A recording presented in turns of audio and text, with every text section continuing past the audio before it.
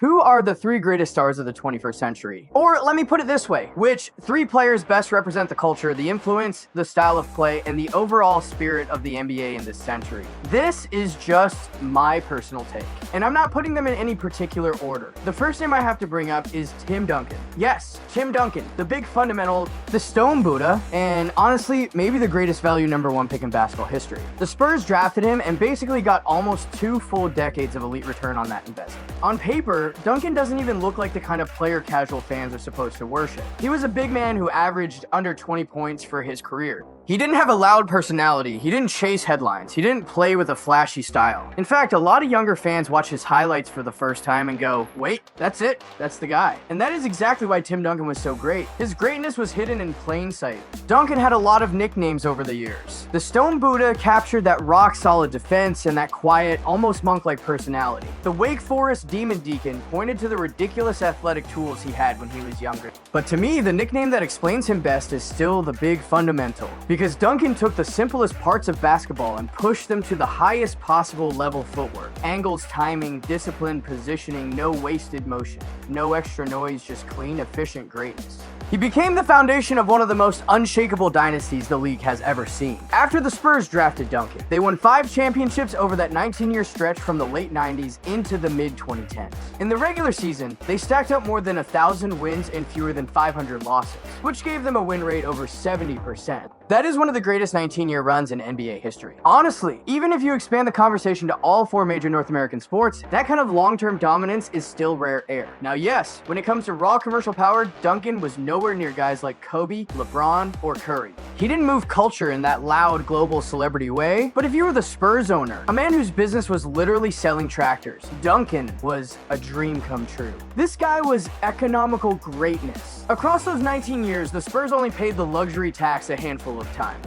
Out of their 5 championships, only the teams that won in the early and late 2000s came with any real tax bill at all. Compare that to LeBron's Cavaliers during LeBron's years there. Cleveland paid the tax even more often, and in the season they won it all, they paid a massive luxury tax bill and still reportedly lost money. That set a new league record. So what did Duncan really prove? He showed people that a small market team didn't need non-stop hype, didn't need a pile-up of superstars, didn't need to cash in all its young talent, just to stay relevant. A team could win and keep winning for nearly 20 years, through patience, discipline, structure, and a culture that never blinked. Of course, that Spurs dynasty wasn't built by Duncan alone. You had Greg Popovich, you had Tony Parker, Manu Ginobili, David Robinson, Bruce Bowen, a whole system full of key pieces. But the reason those pieces worked so well is because the team had a leader who never made it about himself. He didn't force drama, he didn't fight for attention, he didn't turn every season into a soap opera. He just held the whole machine together. Now, after the quiet power of Duncan, let's move to someone whose personality was basically the total opposite, Kobe Bryant. If Duncan was the elite character actor, Kobe was the rare star who was both critically acclaimed and box office gold. Kobe was skilled, of course, but let's be honest, he also looked the part.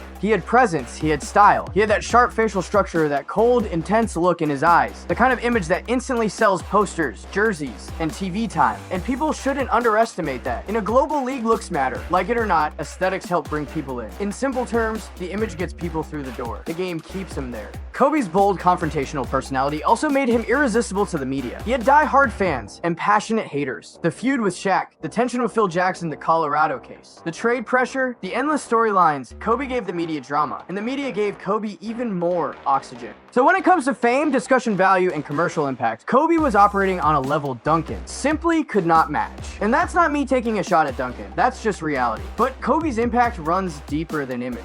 Because on the inside, the most important thing he gave the sports world was this: Mamba mentality. Honestly, Mamba mentality might be the most successful motivational slogan of the entire century. Now sure, on some corners of the internet, people throw that phrase around sarcastically. But anywhere serious, anywhere in the real world, Mamba mentality still means something positive. It stands for discipline, obsession, relentlessness, the refusal to fold. And you can see how far that idea traveled beyond basketball. Novak Djokovic paid tribute by wearing a Mamba Forever shirt after a championship win. Cooper Kupp wore Kobe's jersey after winning Super Bowl MVP. Naomi Osaka, a 4-time Grand Slam champion, has honored Kobe too. Eileen Gu quoted Kobe in an interview. Even the special logo treatment for the Los Angeles Olympics included Mamba elements. And those are just the famous examples.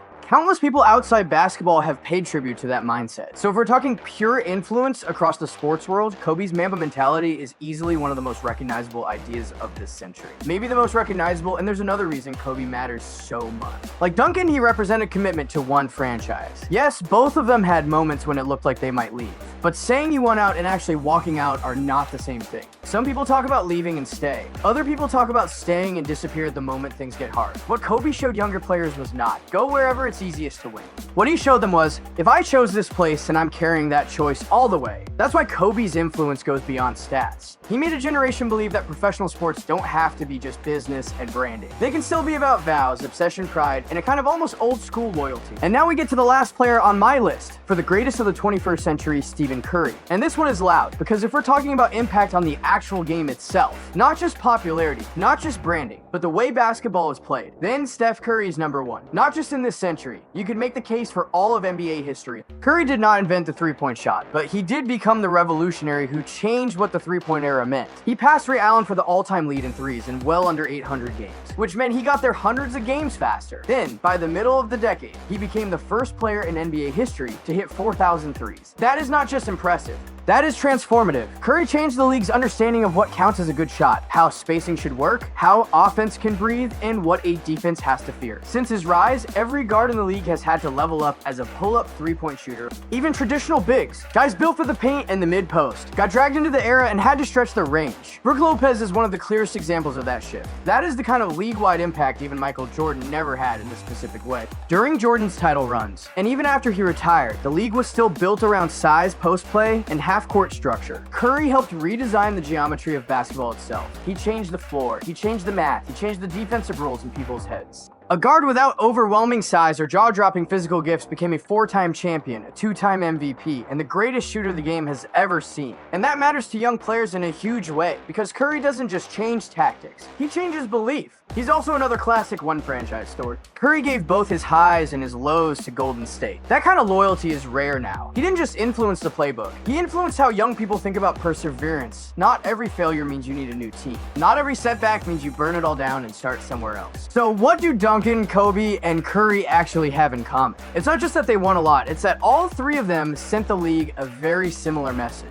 Build from yourself, not from excuses. Win with long-term thinking, not short-term shortcuts. Achieve greatness through loyalty and responsibility, not by packing your bags the second adversity shows up. Duncan told people that basketball eventually comes back to fundamentals, discipline, and stability. Kobe told people that a superstar is not just someone who can play. A superstar can also become a generation's spiritual lighthouse. Curry told people that the definition of talent can be rewritten and that the future of basketball can be shaped by smaller players too. 3 men, 3 completely different ways of dominating, but all of them point to the same conclusion. The people who truly change the league are not the ones looking for loopholes, not the ones obsessed with empty numbers, not the ones who live off media hype. The ones who really change the league are the ones who redefine the game, redefine professionalism, and redefine what it means to stay the course. And if that's the standard, then my top 3 players of the 21st century NBA are clear: Tim Duncan, Kobe Bryant, Stephen Curry.